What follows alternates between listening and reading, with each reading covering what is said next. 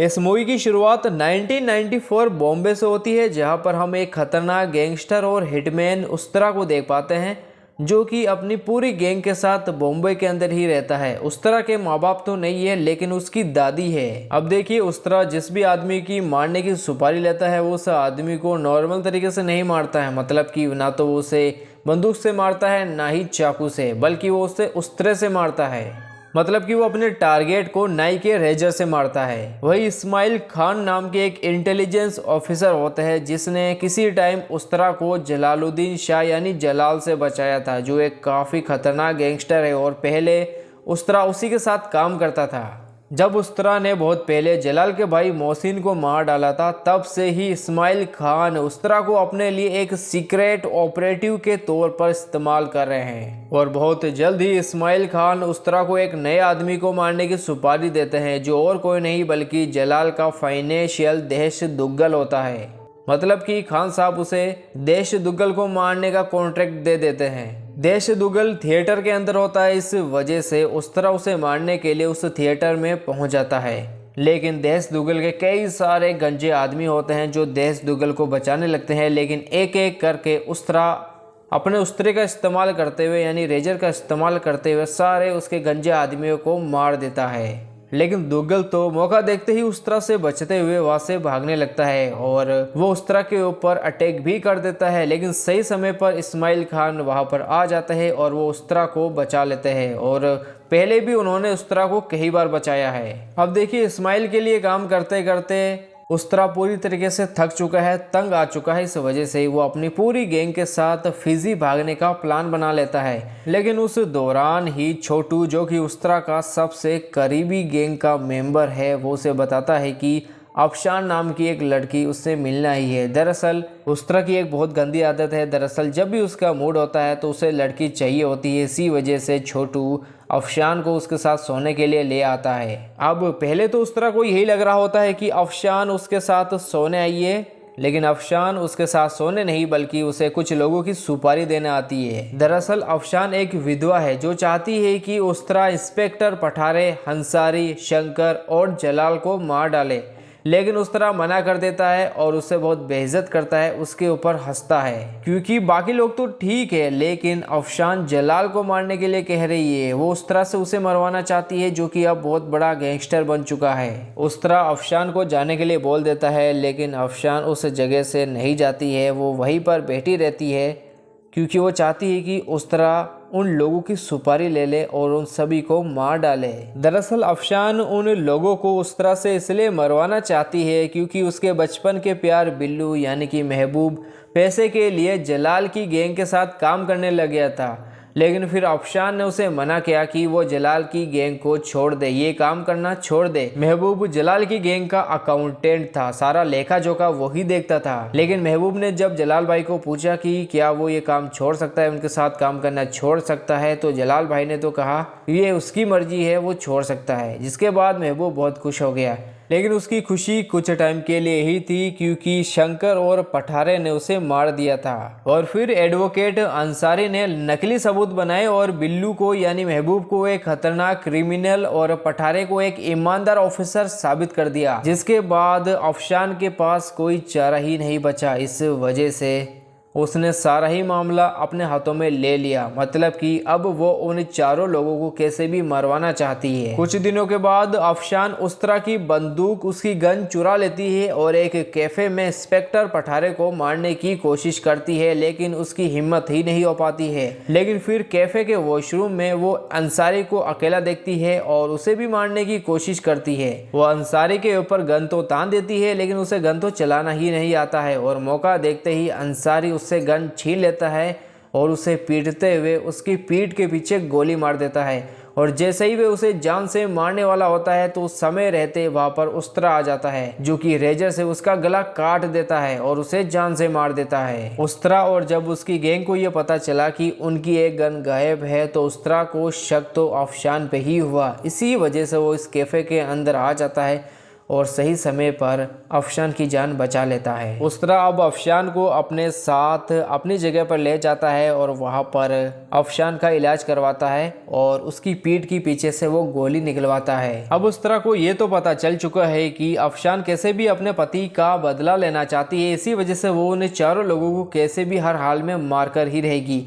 इस वजह से अब उस्तरा ये सोच लेता है कि वो भारत से नहीं भागेगा, मतलब कि वो भारत से भागने के अपने प्लान को कैंसिल कर देता है, क्योंकि अब वो अफशान की हर हाल में मदद करना चाहता है और ये फैसला वो कर लेता है और अपने दोस्तों को, अपनी गैंग को भी बता देता है कि वो बाहर नहीं भागने वाले हैं, वो यही रहेंगे। लेकिन उस तरह के फैसले से छोटू बहुत गुस्सा हो जाता है, क्योंकि उनके पास फिजी जाने का ये सबसे अच्छा मौका था जिसे कि अब वो अपने ही हाथों से गंवा रहे हैं। समय के साथ अफशान और उस्तरा की दोस्ती हो जाती है और उस्तरा तो अब अफशान से प्यार भी करने लगता है, लेकिन अफशान डरी हुई है और बदला लेने की अपनी कोशिश को आगे बढ़ाने में हिचकिचा रही है। लेकिन उस्तरा उसे मोटिवेट करता है, उसे लड़ाई और शूटिंग की ट्रेनिंग भी देता है। इस्माइल उस्तरा को नेपाल के काठमांडू में जलाल के आने वाले ड्रग शिपमेंट को पकड़ने में उनकी मदद करने का ऑर्डर देता है। वही उस्तरा अफशान और उसकी गैंग के साथ जलाल का डॉकिट पकड़ने के मिशन पर निकल जाता है, लेकिन उस्तरा की गैंग को जलाल के आदमी पकड़ लेते हैं और शूट आउट के अंदर उस्तरा की गैंग के कई मेंबर मारे जाते हैं। जलाल के आदमी उस्तरा और उसके बाकी आदमियों को बंदी बना लेते हैं और जलाल उस्तरा से बात करता है और वो उस्तरा से सिर्फ यही जानना चाहता है कि आखिर उस्तरा ने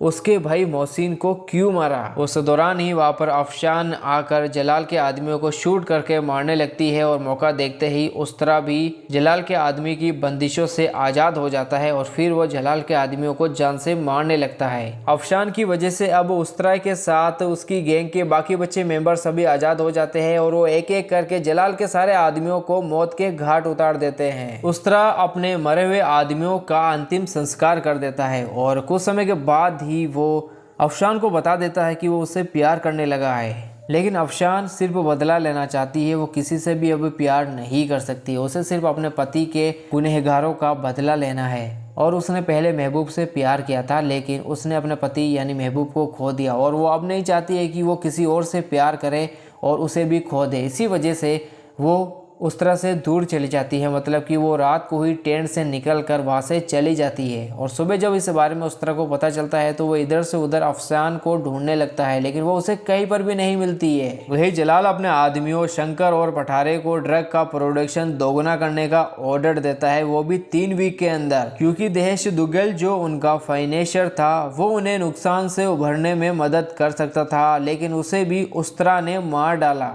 जलाल की बीवी का नाम राबिया है, जो अपने बच्चे को खोने के बाद साइकोलॉजिकली अनस्टेबल हो चुकी है। वो बेकी बेकी बातें करने लगी है, वो मेंटली काफ़ी डिस्टर्ब हो चुकी है और अपनी बीवी की ऐसी हालत का जिम्मेदार जलाल उस्तरा को ही मानता है। जलाल को हाल ही में बहुत बड़ा नुकसान होता है और इसी वजह से वो इस नुकसान से निपटने के लिए, भरपाई करने के लिए ड्रग का काम तेज कर देता है।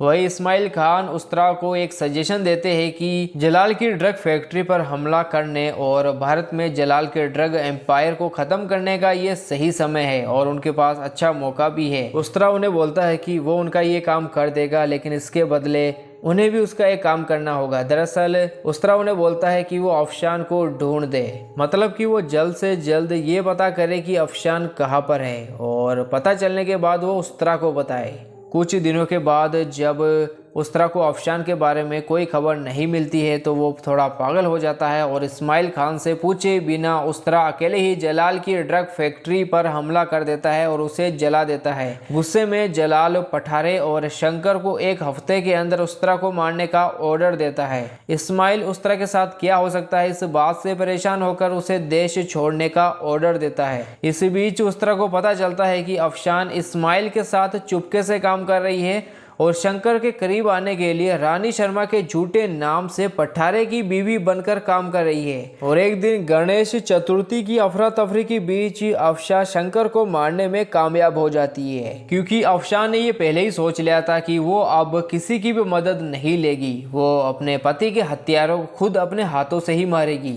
शंकर की मौत के बाद पठारे और भी ज्यादा गुस्सा हो जाता है और अब वो कैसे भी उस्तरा तक पहुंचकर उसे खत्म करना चाहता है। और जब एक लोकल ट्रेन के अंदर इस्माइल खान अफशान से मिलते हैं तो इस बारे में उस्तरा को पता चल जाता है। इसी वजह से वो वहाँ पर पहुँच जाता है और उन्हें बताता है कि कैसे अगले स्टेशन पर पठारे अपनी पुलिस फोर्स के साथ उनका इंतजार कर रहा है। पठारे अपनी पुलिस फोर्स के साथ ट्रेन में घुस जाता है, जिससे गोलीबारी होती है, जिसमें इस्माइल खान और उस्तरा दोनों को गोली लग जाती है और वे बुरी तरह घायल हो जाते हैं। इसके बाद पठारे अपनी बीवी अफशान, जो कि उसके लिए रानी शर्मा है, उसे हनीमून के लिए स्पेन में जलाल के कार्निवल में ले जाता है। वहाँ वे जलाल को मारने की कोशिश करती है यानी अफशान, लेकिन पकड़ी जाती है क्योंकि पठारे को शूट आउट के दौरान इस्माइल की जेब से उसकी आईडी मिल गई थी और वे उसकी पहचान पहले से ही जानता है। इस वजह से वो अब कैसे भी अफशान को अपने हाथों से मारना चाहता है, लेकिन पठारे ने कई गलतियां की है। इस वजह से जलाल अफशान के हाथों से पठार को मरवा देता है और अफशान को अपने पास ही कैद कर लेता है, क्योंकि जलाल को मालूम है कि उस्तरा अपनी महबूबा को ढूंढते हुए उसके पास आ ही जाएगा। कुछ महीनों के बाद हमें पता चलता है कि उस्तरा अभी भी जिंदा है। पठारे ने तो उसे गले पर गोली मारी थी, लेकिन इसके बावजूद भी लकीली उस्तरा बच जाता है और उसे पता है कि अफशान कहाँ है। इस वजह से वो हर हाल में स्पेन जाना चाहता है। हालांकि उसकी गैंग के मेंबर छोटू, उसकी दादी, यहाँ तक कि जूली, जो कि उस्तरा की एक दोस्त की तरह ही है, सब लोग उस्तरा को रोकने की कोशिश करते हैं, क्योंकि एक तरह से उसे नई जिंदगी मिली है और अब वो फिर से मौत के मुंह में जाना चाहता है, इसलिए सभी लोग उसे रोकते हैं। लेकिन उस्तरा तो कैसे भी अफशान तक पहुंचना चाहता है, उसे बचाना चाहता है। छोटू को पता चल जाता है कि उस्तरा नहीं मारने वाला, इसलिए वो उसका पासपोर्ट दे देता है, जिसके बाद उस्तरा स्पेन पहुंच जाता है और जलाल के महल पर हमला करते हुए उसके सारे बॉडीगार्ड्स को मारते हुए वो राबिया से मिलता है। जिसके बाद हमें पता चलता है कि कुछ साल पहले जब राबिया प्रेग्नेंट थी, तब उसने इस्माइल खान को आईएसआई के साथ जलाल के टेररिज्म प्लान के बारे में बताया था, लेकिन वे जलाल के भाई मोहसिन के हाथों पकड़ी गई थी, क्योंकि मोहसिन ने उसकी सारी बातें सुन ली थी। अब मोहसिन नहीं चाहता था कि उसके भाई जलाल का सच सबके सामने आ जाए। इस वजह से उसने अपनी भाभी राबिया को हर तरह से रोकने की कोशिश की। वो उसे मारने पीटने लगा, लेकिन वहाँ पर उस्तरा आ गया और उसने उस्तरा को यानी राबिया ने उस्तरा को सारी सच्चाई बता दी कि आखिर जलाल कैसा आदमी है। लेकिन राबिया ने गुस्से के अंदर मोहसिन को गोली मार दी और उस ट्रॉमा के अंदर राबिया ने अपने पेट में पल रहे बच्चे को भी खो दिया। लेकिन फिर राबिया को बचाने के लिए उस्तरा ने सारा इल्जाम अपने ऊपर ले लिया और इस्माइल खान की मदद से वहाँ से भाग गया। अभी राबिया शुक्रगुजार होकर उस्तरा का साथ देती है और अफशान के सेल की चाबियां और रास्ता उसे सौंप देती है। राबिया वहाँ से भागकर जलाल के बुल फाइटिंग अरीना में पहुंचती है, जबकि उस्तरा अफशान से फिर से मिलता है और बाद में एक शूट आउट में जलाल के सारे आदमियों को मार डालता है।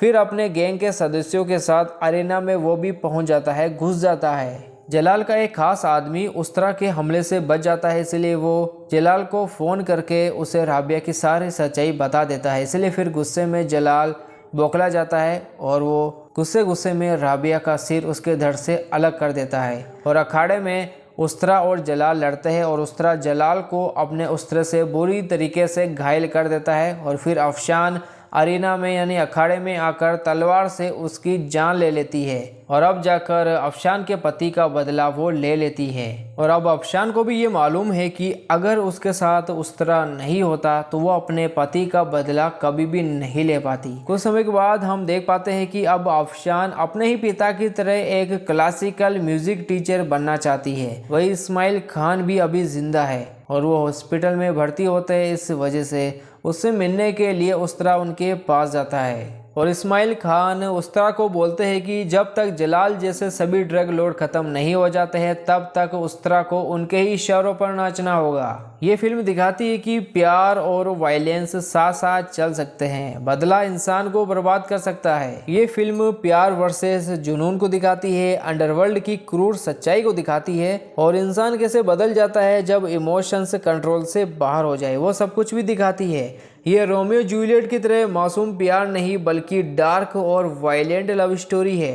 और दोस्तों इसी के साथ ये मूवी यहीं पर ख़त्म हो जाती है।